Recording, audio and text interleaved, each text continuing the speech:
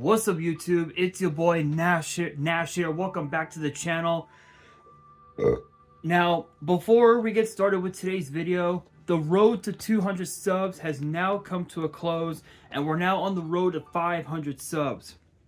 Who knows? Maybe we might hit 500 subs by the end of the year.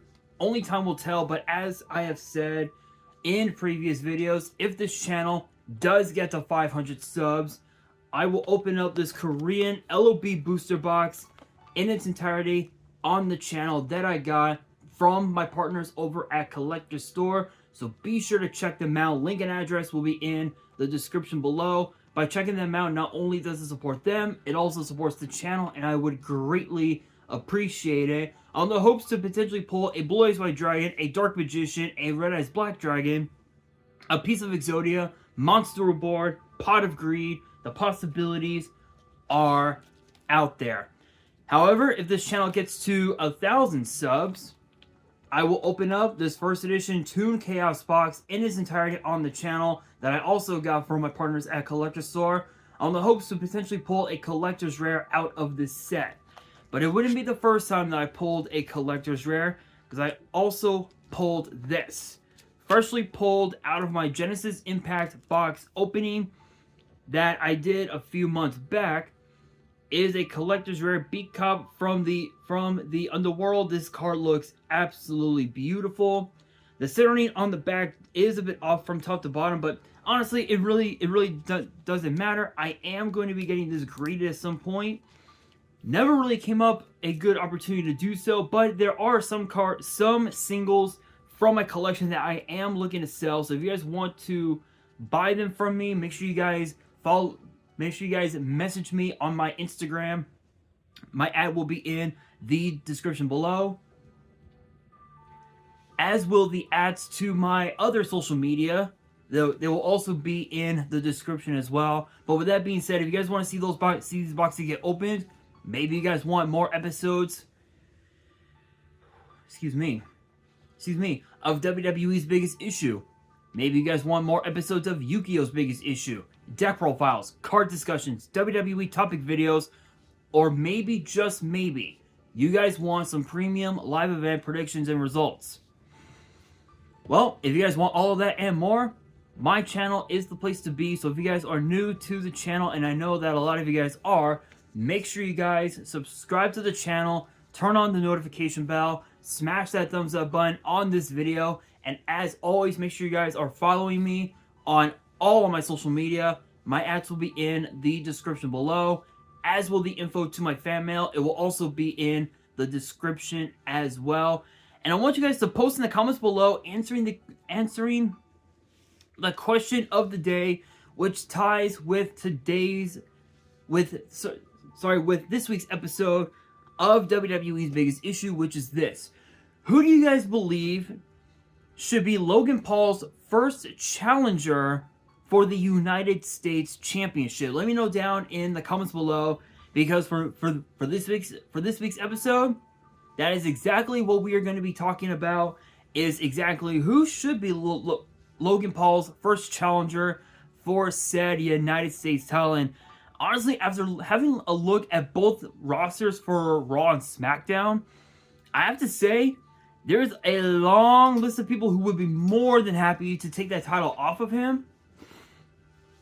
But across both brands, I have comprised of 4 each, a grand total of 8 people who I believe deserve that opportunity. Now, obviously, we all know what happened at Crown Jewel. Not Cody Rhodes. Logan Paul defeated Rey Mysterio with the help of the brass knucks that his goon gave him, even though Santos Escobar dropped the ball on that one. And he is now the United States champion. And now with Rey Mysterio now on the injured reserve list, and given the fact that Logan Paul won't be back in WWE until the week of what, Elimination Chamber, when it goes to Perth, Australia, the question becomes, what's next? Who's next? Who will be Logan Paul's first challenger for that title? And there's a long, again, as I said, there's a long list of people, but here are the 8 that I believe deserve that opportunity.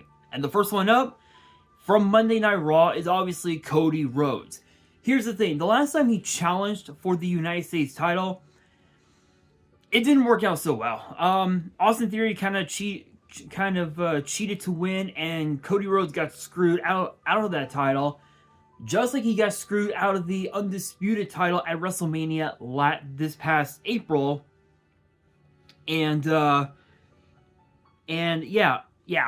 But in spite of the fact that both, that Cody Rhodes and Main Event Jey Uso have both been wanting to regain the Undisputed tag team titles, singles gold is still in the minds of Cody Rhodes, and I think a first singles title since coming back to WWE would definitely have to be the United States title. It's a good way. It's a good first step for him to, as he always says, finish the story. And what he means by that is becoming the undisputed WWE champion that his father, the American Dream, did not do. So by finishing the story, he would be making his father proud. And honestly, I have no doubts that he will be the undisputed Universal Champion. But the United States title is definitely, like, in my opinion, I feel like that's priority number one in my honest opinion. Next up, also from Monday Night Raw, is none other than the Judgment Day's Damian Priest. Now, I know what you guys are thinking. You guys are thinking, wait a minute, what? Judgment Day bringing another title home? Oh, that's so stupid. That shouldn't happen. Yes, I completely agree. But think about this. The last time he was the United States champion, Finn Balor, his tag team champion partner, never got Finn Balor took the title from Damian Priest and never got a rematch. He never got a rematch. So, with that being said, don't you guys believe that Damian Priest deserves that rematch? It's possible. It's possible that, yes, it's very possible that the Judgment Day could add another title in the form of the United States title, but the way I see it,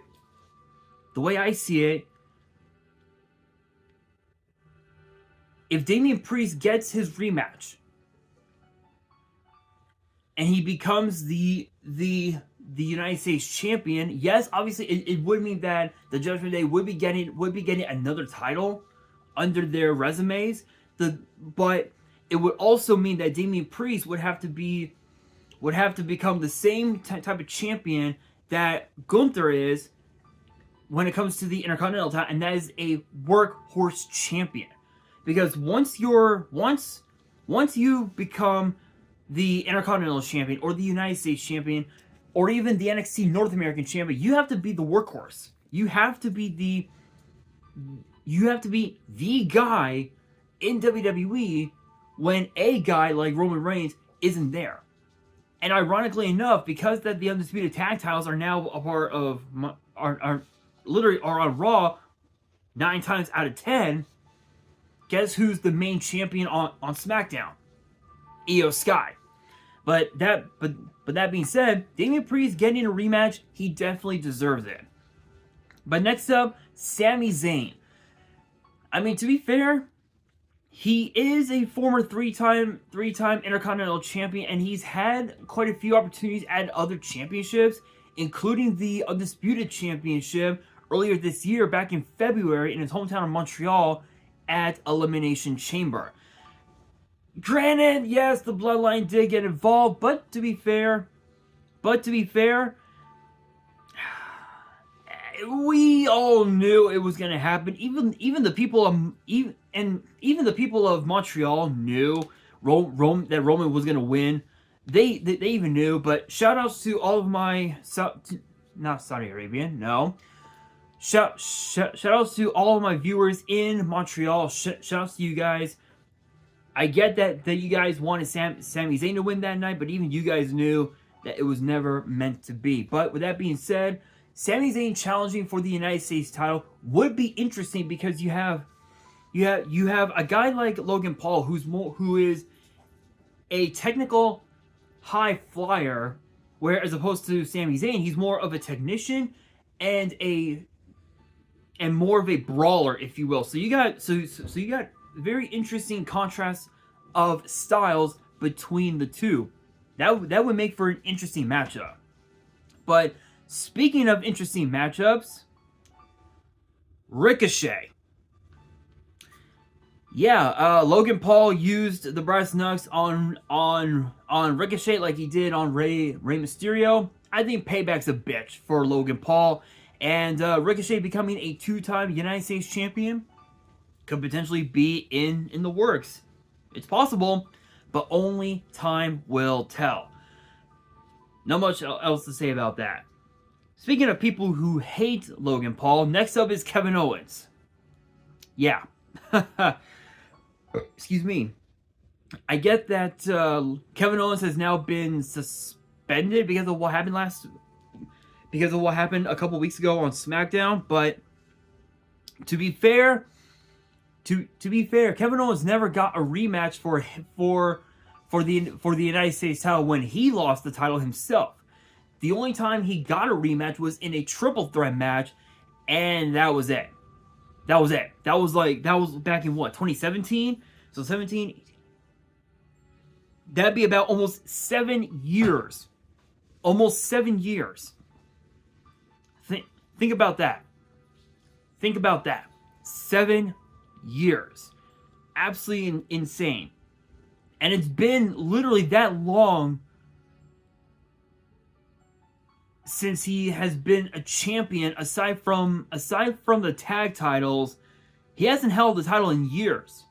I think having one more title under his wing could help his career, and the United States title is the best title to do it. But let's also not forget their encounter at WrestleMania a couple of years ago in Raymond James Stadium.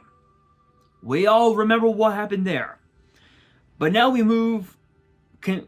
continue into the SmackDown side of things with Rey Mysterio. Yes, I get it. Rey Mysterio is injured, but from what I had seen online, he's gonna be out of action for about a few months. Think about like 3, maybe 4 months. So it looks as if he'll be out of action until potentially before WrestleMania. Literally, maybe a week before WrestleMania, which is insane. So this will be the first WrestleMania in quite some time that he will miss a WrestleMania. I know that he missed. If I remember correctly, I know that he missed WrestleMania 37. WrestleMania 36, WrestleMania 37. He didn't miss WrestleMania 38, but he also did not miss this past year's WrestleMania. So this upcoming year's WrestleMania, he might miss it, but knowing him, he will definitely fight through the pain. He'll fight through the surgery, and he will come back to kick Santos Escobar's ass, and then go after Logan Paul. I can definitely see that happening. But next up, Solo Sikoa. Now, I know what you're thinking. You're thinking, wait a minute. No. We don't need no more bloodline bullshit. Trust me. Trust me when I say I agree with you guys 100% on that. But think about this. Solo Sikoa, Crown Jewel, he pinned John Cena, who is a 5-time United States champion. In fact, he's only one of like 3 people who has held the United States title 5 times. Himself, Bret Hart, and I believe Ric Flair are the only 3, if my memory serves right, that have held that title 5 times. And think about that. Solo Sikoa, ever since he got called up to the main roster, there's only one championship he has ever held. The NXT North American title. But he got stripped of the title because he was never scheduled to be in that match. Because originally it was supposed to have been Carmelo Hayes versus it